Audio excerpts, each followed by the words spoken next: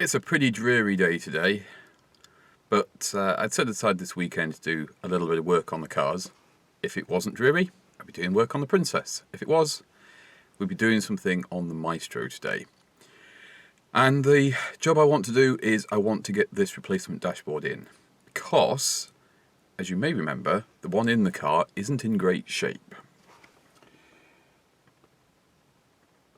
In the adverts, it was made very clear that the dashboard was cracked quite badly, and this is a common problem with Maestros and Montegos. It's just the way they're made, but this one's worse than most. Now, as I've used the car, a lot of these bigger cracks here have closed up, which is interesting, and you probably could repair it if you got the right sort of materials and things, but there's also the usual lift here that they all seem to suffer from. And I have a better condition one that Peter gave me. So I've got to figure out now how to dismantle all of this and get it out of the car.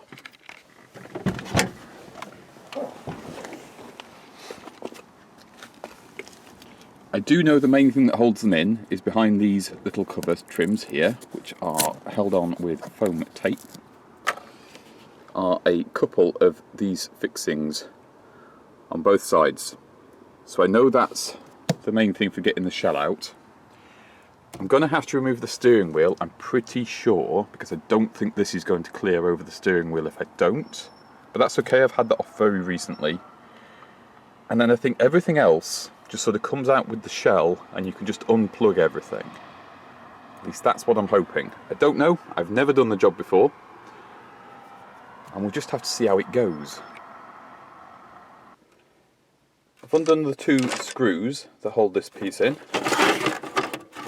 and I've unplugged the clock because I wasn't sure if the binnacle here was attached to the dashboard or the car, and it is attached to the dashboard, so we need to unscrew this as well so that that can actually drop through.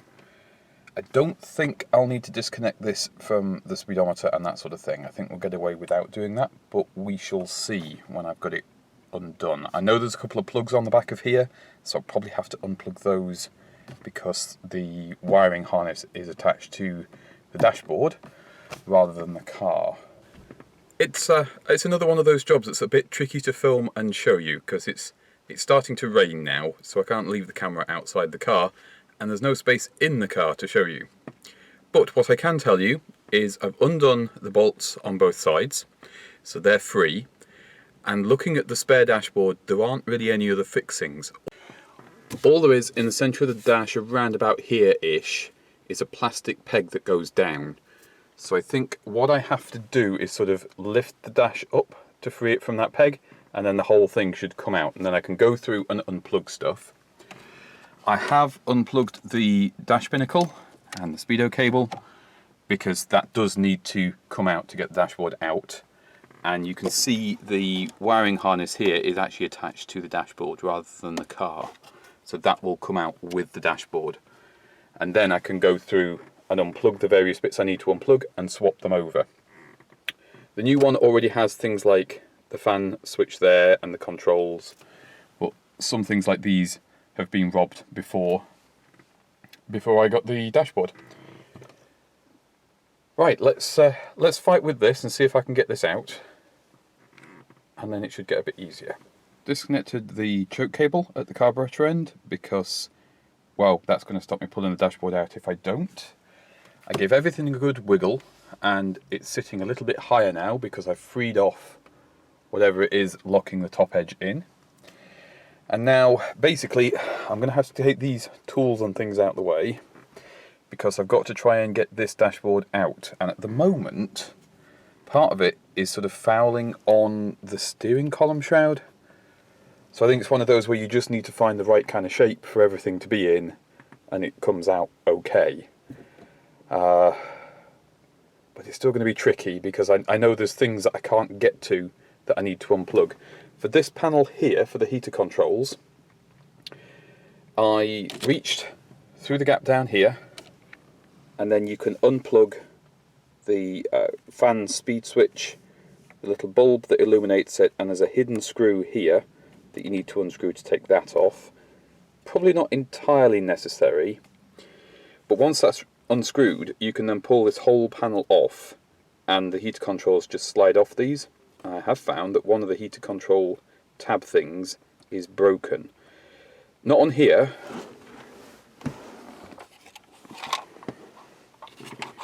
on this piece here.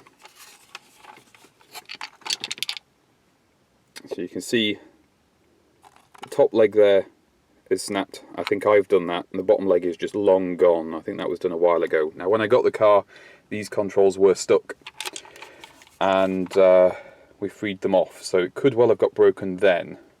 But we do have a spare one on the other dashboard, so I will swap the relevant components over, and then we should be okay. I'm sorry about the creaking you might hear in the background. That is the seat I'm sat on. This is missing from the other dashboard, and it's just 2 screws there, and those are obscured by the steering column shroud, which is why that's off. Also to give me some more room to get the dashboard out, and you just have 2 plugs down here which correlate to your rear wiper stuff.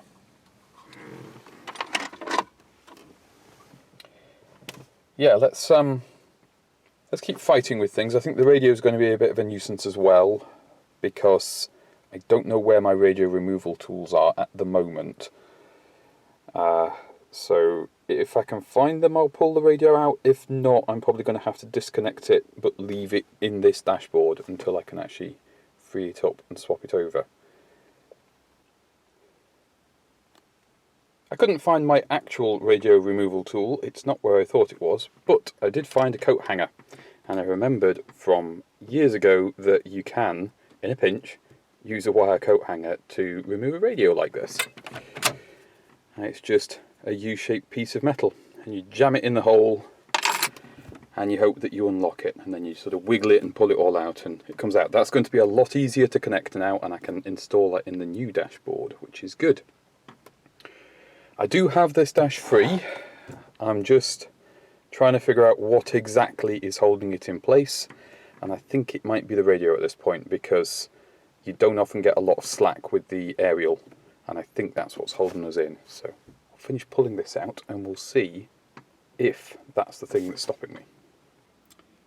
Just so I don't get confused and forget what goes where, this is how the plugs go in. I've already unplugged that one. I've already unplugged the aerial, which is disappearing off down there. So I'm just trying to get these to unplug. They're a bit stiff, and then we should be good. It wasn't the radio exactly that was causing me the problem. All the top of this is loose. I've been wiggling it about, and I noticed that it was holding at the bottom. I thought maybe it's attached to the center console, but it's not. There is a bolt hiding down here. Normally,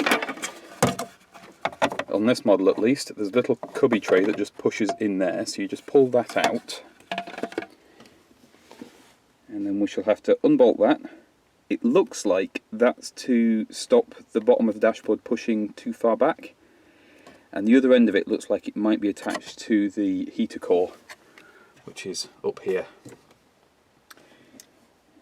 I'm hoping that's all that's holding it in, because yeah, I'm this far in with it now. I've kind of got to finish it, and I don't want to just put it back together. I'm hoping that's the thing that's stopping me. That was indeed the ticket. It's a captive nut, which is great. Little 13mm bolt with a little strengthening plate thing, and that's allowed me to, yeah, I can move the whole dashboard now, so I can get this out of the car somehow. And then I can start swapping components over and get this better one in. It'll be nice to no longer be looking at this. This is one of those jobs I've been putting off a long time in favour of other things, but really it's not that bad. Alright, let's see if I can get this out. I think I'm going to have to disconnect these switches. But other than that, I don't think there's anything that needs disconnecting. I think all of these stay as part of the dashboard. So yeah, I think we'll be alright. Well, this was an embarrassingly long amount of problem solving on my part. I need to get the stalks off to get this past the hub here.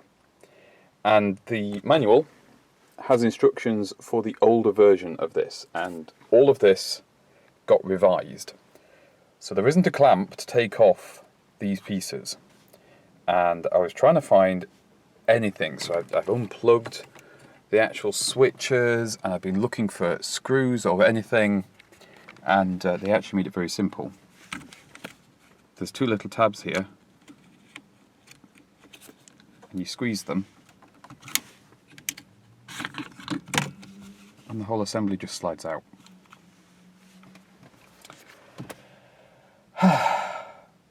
So that's actually very easy, and I was making my own life difficult. Other thing I noticed is behind here is a little bulb, and these are fibre optics, because these are supposed to illuminate. Now, I knew on some Maestros they did, and some they didn't. This one never has. The bulb in there is actually good, so maybe there's a problem somewhere else. Maybe they'll just wake up on their own when I put everything back together. Maybe it's one of those things where they put everything in, but then didn't put the last component in for whatever reason, as they do sometimes with cars. But yeah, we are now ready to pull this out, I think, and I am more than ready for my lunch, so I reckon we're going to combine the two things. It is finally out. I've just popped these back up here so they don't get lost or whatever. And yeah, it's a bit of a faff because there's a couple of things that catch you out. There is the wiper control module, which lives on top of the dashboard, that you need to unplug. And there's the glove box light, which you also need to unplug, although that's easier if you thread that through into the glove box and then unplug it. Also, there are these two connectors, which I didn't know anything about at all until I had the dashboard almost out and they stopped me. So as long as you take care as you're doing this, you should be okay, but it is very, very easy to actually damage things and force things without meaning to, so it's not the nicest job. However, now this is all out, I can deal with the next issue, which is rebuilding the other dashboard. Another small item that caught me off guard for the choke cable was this clip, and this is what holds the choke cable in at the carburetor end. I don't like this clip. It's very difficult to remove without it pinging, and it's going to be very difficult to refit, but if you don't remove this, then you end up snagged up on this end if you've got the manual choke installed as we have on this car. So that was a little bit of a nuisance.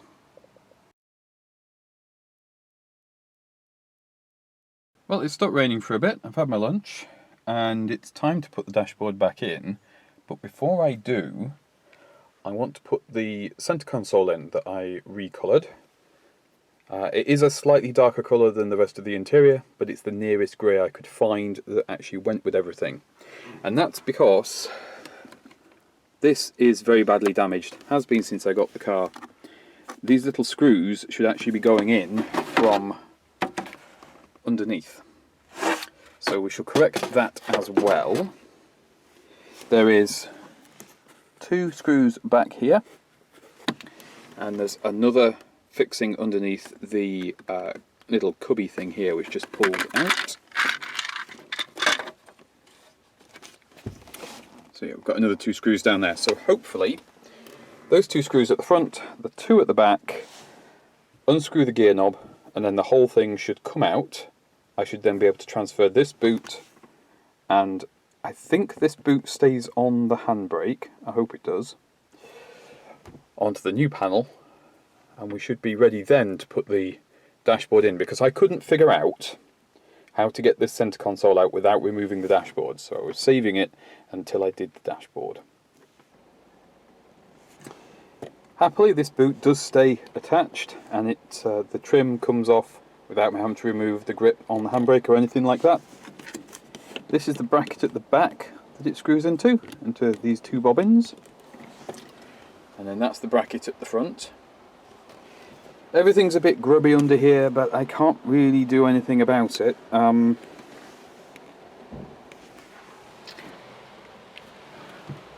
You can probably hear as well, the rain has now, you know, just as I've decided to start doing this, the rain has kicked off. So that's just super. I've got to undo all these screws because they should be on the back and they should be holding this plate in to the new trim. I'm guessing what's happened at some point is the little pegs, because they are very tiny, I'm guessing one or more of them have failed, and then a previous owner has just, probably the first owner, has just put them through from the top instead. I have a new problem now. These are far too big. They're too long and they're too wide to go into these holes. I'm going to have to see if I've got something smaller in stock. I really hope I have. Because they also need to be able to go into the clips on here, because the clips on here do look original. I don't think they've been added. There's little cutouts there, so they do look deliberate. But that's supposed to drop in like so, and then you're supposed to screw it down from this side. I just need to find some relevant screws. It'll give me a chance to clean this up while I've got it all apart as well, so that's something. But a good old rummage, and the only thing I've got that comes close are these little brass screws. Everything else I've got is much too large. But it turns out they're almost exactly the right size. So they're not factory, but they should do the job nicely in here, and they should hold everything together. So now I've test fitted that, let's get this cleaned up, and then we can get everything in properly. We got some in. This one up here is already broken, unfortunately, and this one here I just can't get the screw to bite at all. I can get it to find the hole for the plastic stem, but I suspect the reason it's not biting is the plastic stem has probably sprained or cracked, and as soon as you put any sort of pressure in with the screw, it's just opening up and not holding on. However, we've got 4 of them in, and it does seem nice and secure. You know, I can actually move the thing with the gaiter, so I think we'll be okay. I don't think it's going to be too much of a problem. I'm going to drop this in, and at least fitting it back into the car is going to be fairly straightforward, since it's good access with all this dashboard stuff out. And yeah, that's one job off the list I've been wanting to do for quite some time. All back in and looking hugely better. Now this grey is a bit of an odd one. When I sprayed these parts originally, I thought that it was leaning a little bit too brown, and now that I've got it in the car, it looks like it's leaning a little bit too blue. Until the light changes, and then sometimes it looks exactly like the vinyl that's already in here. It is a devil of a colour to match, the flint, as they call it in this car. It's somewhere between brown and grey, and not quite either of them. Last thing just to put in here is a little cubby, and it literally just pops in like that. And now we can put the dashboard back in. Once I've swapped over the wiper relay, because I know the one that was on the old dashboard works. I don't know if the one on the new one does. And because it lives on top of the glove box, I think it makes sense to actually change that while I have everything out. Because I'm not sure how the box for the glove box actually comes out. It looks like it might be riveted in, which is, yeah, not ideal. This is impossible to show you as I'm doing it, but here is the wiper relay, and here is the plugs for the main harness. You can't plug these in the wrong way around. They are shaped. I hope that you can't plug them in the wrong way around. They look shaped anyway. So that's the most difficult part to actually do on the wiring and plugging in. There's also this one which goes through into the glove box, and that's for the interior light in the glove box itself. As long as you've got those through, you should be okay, because everything on the other side you can get to with the dashboard in place, which is what I'm going to do now. Something that the original dashboard I don't think had was these two little pigtails here. And these two little pigtails are for a cigarette lighter. And I'd bought one for this car ages ago and just never fitted it because I'd not done the dashboard and I hadn't really needed it. The only thing I need to do is just find an earth point for this one, which is for the illumination. But other than that, it is completely plug and play, which is brilliant. So that's a nice little upgrade for the new owner that I wasn't intending to do, but I might so well do while I'm in here. I've also got the dashboard sat down where it needs to be. It does take quite a bit of fiddling to actually get it to sit down properly. I've got these two in loose, and I'm going to do the two on that side loose. Once I've got them lined up, I can then tighten everything down. It's nice and snug down here. I'm going to have to tidy up this bit of foam here, but again, I shall wait until I've got everything in so I know everything's where it wants to sit. But this is why I couldn't get the center console out, because the handbrake wouldn't come up high enough without me disconnecting it, and I couldn't move it far enough forwards to clear the handbrake without disconnecting it, so the old center console was stuck. But now it's in the bin, so that's good. And we've got this nice new one instead. All tightened down and in, which is good. The cracks on it are nowhere near as obvious when it's actually in the car, and it's a huge improvement because before we had this massive one here that you can't see anymore. There is a little bit more lift on the pod, unfortunately, than the original one, but these are just like that. That's just a problem with Maestros and Montegos, so you just have to live with it. The key thing here is it's an improvement over what was in. Now, speaking of, I have the heater controls from the other, well, from this dashboard rather, the new one rather than the old one, and both of these are intact. Nice and easy to fit. This literally just pushes in place on there, which is what we shall do. Just have to make sure you line everything up, but these are nice and free moving. There's no problems with them now. I think the reason that they were stuck when I got it is it had been on the same setting for such a long time that they just got jammed in place. Right, yes, get this in, because then we've got this panel I've already put in. Yes, I've already connected it as well. Then we can get the stalks in once I've done the heater panel here. I'm going to do the center column last. I want to get this cigarette lighter wired in, but I need to check I've got relevant wire and eyelets. I think I'm going to use this connection point down here as an earth point. I think that's probably going to work. If not, it's easy to get to and rectify, but that's really only for the light, so I don't see that being a huge issue, really. I still can't believe it's a plug and play thing there. I'm so happy about that. Right, less yapping, more doing. Don't forget to plug everything in before you install. So you've got two spade connectors down there, a multi-plug down there for the fan speed, and this light bulb comes through the top.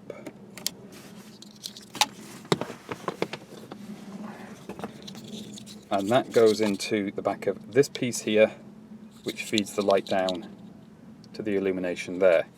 I imagine on some models there's something in there, but there isn't on this one. Once this is all clicked in place, don't forget to put your screw in there. That holds all of this down, and then you can put your trim panel on, and it is literally just pushing pieces together. Oh, it goes together a lot quicker than it came apart, I know that much, but possibly because I know what I'm doing now. One of the really difficult bits to do is the choke cable, because there's not a lot of space in the footwell here, and you want a nice direct route. I've got it running here, and this is as well as I can remember it running when I did it, and then it goes up through that big hole there.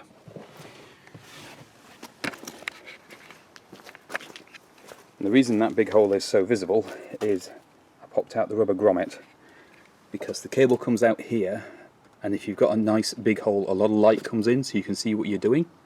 So I just need to thread that back on and put that home. And then this will run through the cable tie there, which I think is a previous owner thing. I don't think that's factory. But it keeps it tidy. And it'll run down here.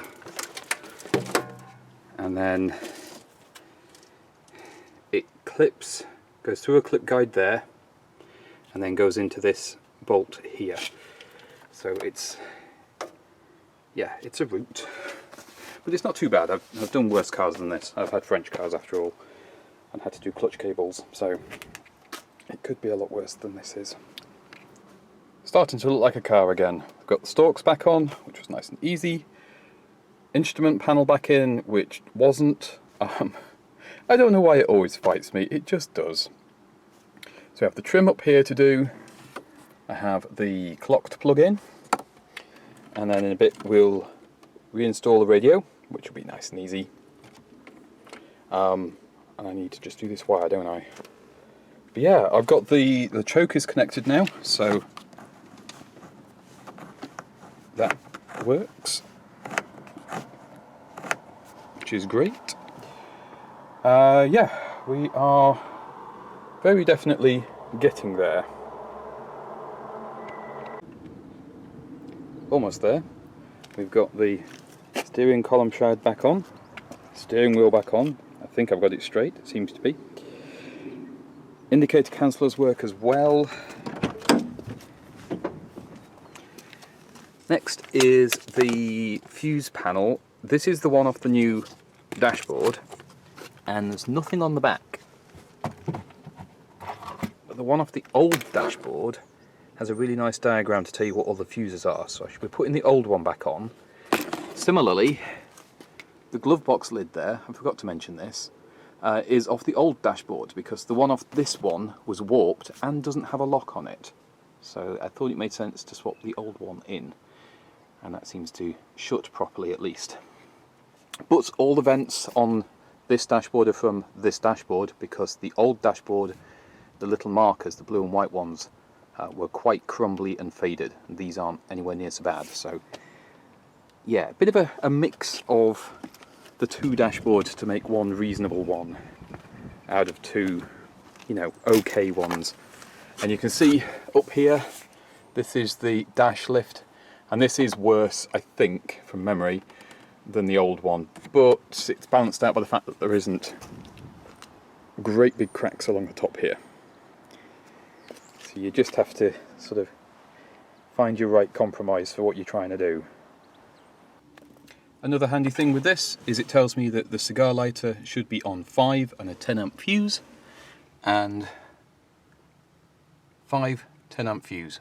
So we're good in there, as long as I've read that properly.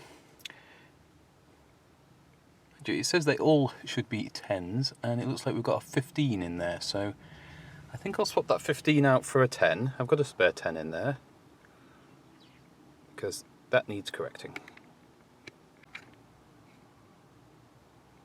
There we go, that's corrected. That should be nice and safe now. Everything all in, wired up, hopefully working. And I've fixed another thing, which I wasn't sure what the problem was. The driver's door switch has never been able to operate the interior light, and it's because, from the feel of it at least, the spring has gone in it, so it won't stay fully open unless you hold on to it. So that's actually an easy fix for somebody. All you need to do is get the relevant spring, or a new one of these door switches. I've got a feeling they're a generic part spin piece as well, so you can probably get hold of those quite easily. So that's why the interior light doesn't work on the driver's door, but it does work on the passenger door. Good. Right, now to finish this job, and before I do the final cleaning, I've got to put these on, and these cover up the bolts on the end here, which are a bit unsightly. Originally they're put on with dual-sided foam tape, and I just happen to have some number plate pads. These would be perfectly fine, I think, for what I'm doing. They're about the right thickness. Yeah, we'll give them a go. Low effort, they don't need any more than this. You can probably buy rings of sticky back foam that will do the job. I'm just going to do it this way, and that will hold them on perfectly fine. Well, it's in. It looks a lot better, but it is quite grubby from being in storage. I'm going to give that a wipe down, spruce it up, tidy up all my tools and everything, and then we can call this job properly done. I'm glad I've done it. It's a shame I didn't do it earlier in my ownership so I could enjoy it a bit longer, but I'm glad I've done it. It does make things look a lot nicer in here. Got the blanking plugs in place. Best of all, when the door's shut, it'll put pressure on those, so that'll help them stick even better. Got the little weeple actually in its little spot now, which, you know, that's exactly, definitely what British Leyland wanted that particular spot to be for. There is still some watermarks on this. It needs repeated cleaning and treating, and eventually it will look a lot better. But honestly, when you're sat in the car, it's so much nicer. You haven't got these big cracks along the top here. It's just a much more pleasant place to sit now, which is great. The glove box light doesn't seem to want to work. I'm not going to fight with that. That could be any number of reasons. I've left the radio removal tools in there for the next person, and the radio still works fine. Also, I've obviously got the earth point right on there because the light lights up when you put the lights on. Nice detail about this one being green is it does match the clock up here, which is also green, although it doesn't always show up. I have a few jobs to finish on the Maestro before it is completely done, but we're pretty close and I'm pretty happy with today's results.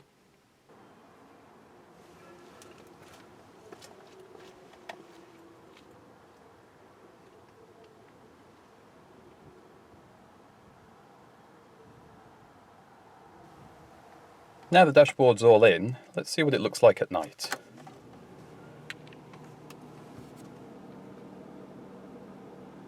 The clock that wasn't working now is. Glove box light isn't working at the moment, but if you turn the lights on, the glove box light comes on, which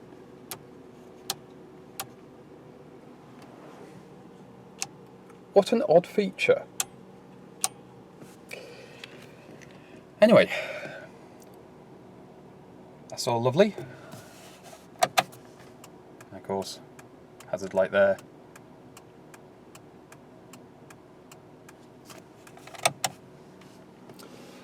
I didn't realise before that the bulb for the heater controls was blown, and the really nice thing is the cigarette lighter there is actually the same colour as everything else. So all of our illumination is green in here, which is great.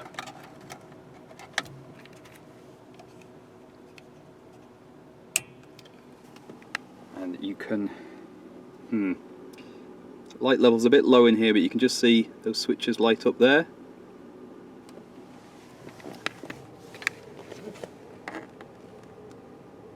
Same down here, just about. Not that you can see much of this from the steering wheel. The camera's not super keen on this light level. But I'm quite happy overall with how that's turned out, and of course the interior light comes on, which is nice and bright, makes it quite nice in here. Yeah.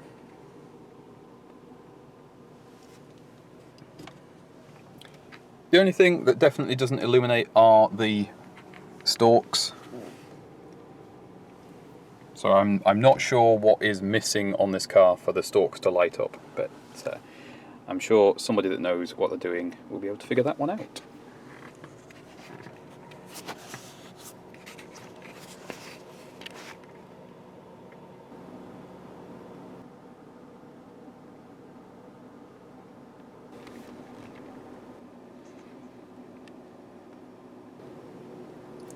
cheers for watching another episode and seeing me get another job done. Hopefully, if you're trying to sort your Maestro out, this has helped you, as has the rest of the series.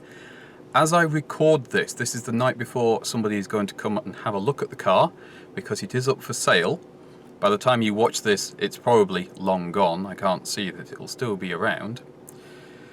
Hopefully, the car will find a happy new owner and they'll be able to put their own stamp on it, make their own improvements.